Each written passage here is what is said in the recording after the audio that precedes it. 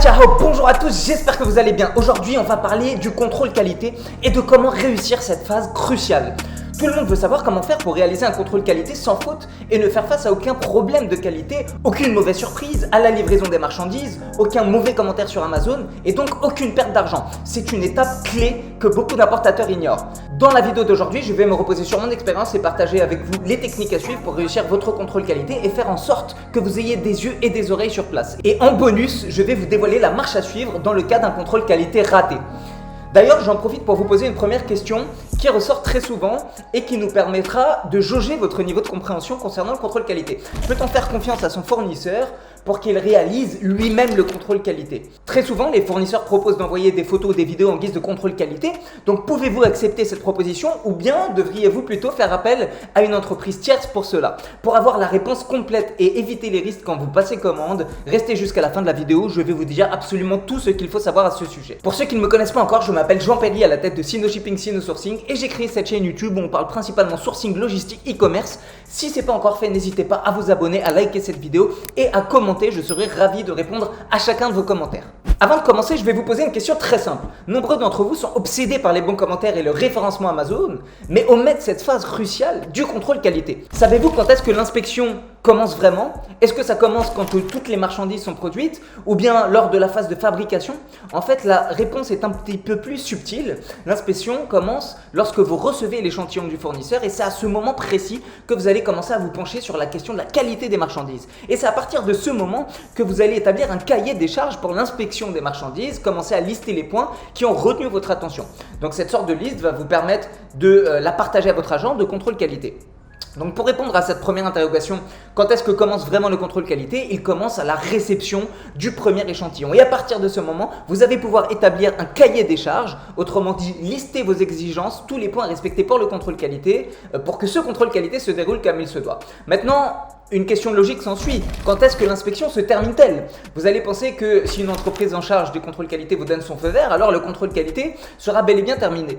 Pas du tout. En fait, ça signifie simplement que vous allez donner le feu vert au fournisseur pour expédier les marchandises parce que le contrôle qualité s'est avéré réussi et qu'il a répondu à chacun de vos points.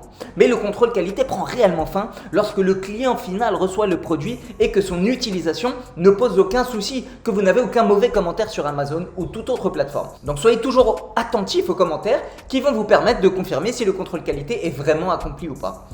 Maintenant, beaucoup d'entre vous se demandent ce qui doit être inspecté pour que le contrôle qualité soit efficace. C'est un sujet assez vaste, il y a des centaines de milliers de produits et chaque catégorie de produits nécessite un type de contrôle, une nature d'inspection spécifique. On va prendre l'exemple d'une coque de téléphone. On va voir ici comment préparer une liste d'inspection pour être sûr d'avoir un produit de bonne qualité. Je vais vous dévoiler une astuce que je vous invite à utiliser pour chacun de vos contrôles qualité, c'est la technique des 3 F.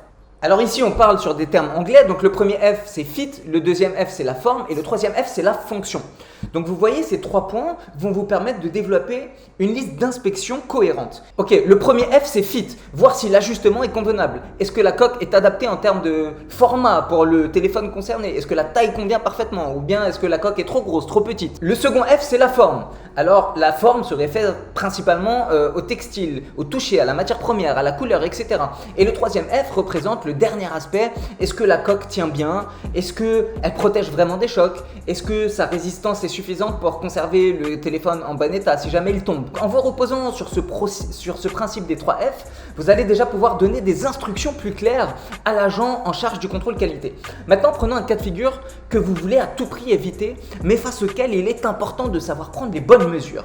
Imaginez qu'après tous ces aspects à contrôler, le contrôle qualité n'est pas passé. Alors qu'est-ce qu'il faut faire? Comment gérer un contrôle qualité raté? Bien sûr, tout le monde veut éviter cela, ça peut être décourageant, après toutes vos recherches et vos négociations avec le fournisseur, d'avoir une marchandise qui est finalement pas en ligne à votre cahier des charges.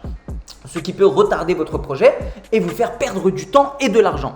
La première chose à retenir pour minimiser les risques, c'est de ne jamais payer plus de 30% d'acompte. Pourquoi? Parce que si vous payez un acompte de 50 ou même un prépaiement de 100%, et si l'inspection échoue et que le fournisseur refuse de résoudre les problèmes, s'il ne considère qu'il n'y est pour rien et qu'il ne se montre pas coopératif, vous n'aurez pas de solution et surtout aucun moyen de pression pour convaincre le fournisseur d'avoir plus d'implication et de résoudre le problème.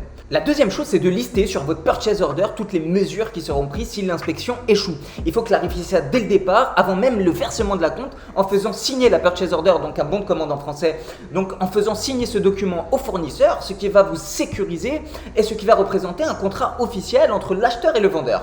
Si par exemple la production prend du retard, eh bien les termes et conditions de ce document vont faire en sorte que le fournisseur va payer une pénalité de retard ou bien qu'il va payer le second contrôle qualité si jamais le premier échoue. Donc en gros, vous devez tout prévoir dans ce document et tout indiquer pour vous protéger contre tous ces cas de figure.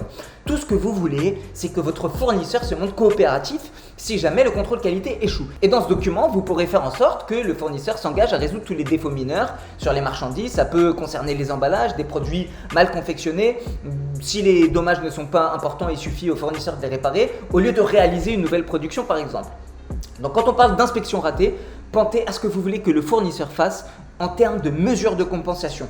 Et bien sûr pour cela, un document en bonne et due forme est requis, idéalement rédigé en anglais et en mandarin. Il ne suffit pas de se mettre d'accord par message. Tout cela demande une documentation précise, sans quoi vous n'aurez pas de sécurité légale. Et c'est très important, c'est même de votre devoir de vous en munir, de savoir comment et quand utiliser ce document pour qu'il soit une sécurité pour vous. Aussi, pour réaliser un contrôle qualité de qualité, il faut avoir des agents de confiance dans votre réseau parce que oui, certains sont peu fiables, voire même potentiellement corruptibles par les fournisseurs.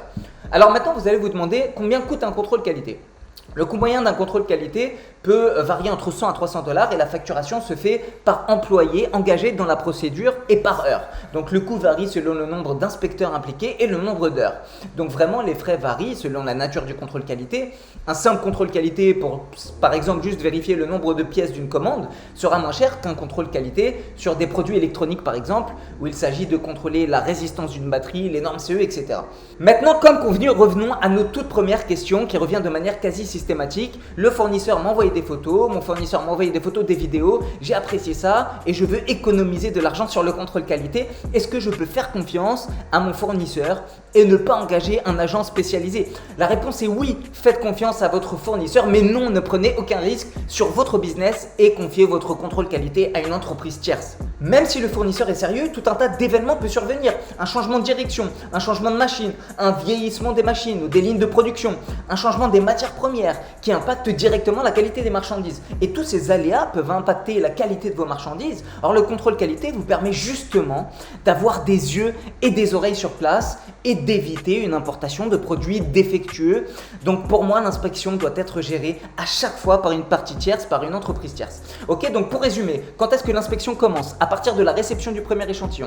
Quand est-ce qu'elle se termine? Quand vous avez reçu le retour d'expérience du client. Rappelez-vous aussi des 3 F pour les aspects. Rappelez-vous aussi des 3 F pour chaque contrôle qualité. Pensez à chaque aspect à contrôler sur les marchandises. L'ajustement, la forme et la fonctionnalité. Rappelez-vous également des mesures à prendre si jamais l'inspection échoue. En tant qu'importateur, c'est de votre devoir de vous préparer, je dirais même de vous sécuriser avec toute la liste documentaire requise. On a ici parlé du purchase order, donc du bon de commande. Voilà, j'espère que vous avez apprécié la vidéo d'aujourd'hui. Si vous avez retenu des informations utiles, merci de liker et de commenter. Enfin, pour ceux qui ne l'ont pas encore fait, merci de vous abonner pour suivre toutes les prochaines vidéos. Je vous dis à très bientôt. 再见